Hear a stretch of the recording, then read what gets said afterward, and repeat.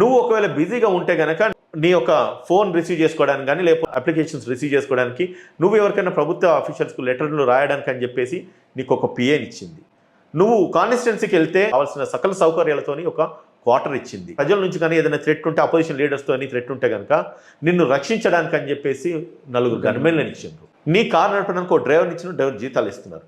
ఇవన్నిటిని కేవలం ఎంజాయ్ చేయడానికి అని చెప్పేసి ఎమ్మెల్యేలుగా ఎంపీలుగా ఎన్నుకోబడుతున్నారా, లేకపోతే ఇవన్నీ వెసులుబాట్లు ప్రజల కోసము కలగజేస్తుంది ఈ యొక్క ప్రభుత్వ యంత్రాంగము అన్నదాన్ని దృష్టిలో పెట్టుకొని వీళ్ళందరికీ ఒక బెనిఫిట్స్ ప్రభుత్వం ఇస్తుంది, దానికి మనం కట్టుబడి ఉండాలి అన్న ఒక ఉద్దేశంతో ఈ ఫెసిలిటీస్ అన్ని ఎంజాయ్ చేస్తున్నారా? ఏ నాయకుడినైతే ప్రజలు ఎన్నుకొని ఉన్నారో వారికి వాళ్ళ ఆత్మవిమర్శన చేసుకొని వారు తీసుకున్న ఈ జీతాలకు కానీ గన్మెన్లకు పే చేస్తే ఈ శాలరీస్ కానీ ఇవన్నీ కూడా ప్రజల డబ్బులతో వస్తున్నాయి. కాబట్టి ఖచ్చితంగా ముమ్మాటికి దాన్ని జస్టిఫై చేయాల్సిన బాధ్యత ఆ నాయకులకు ఉంటుంది.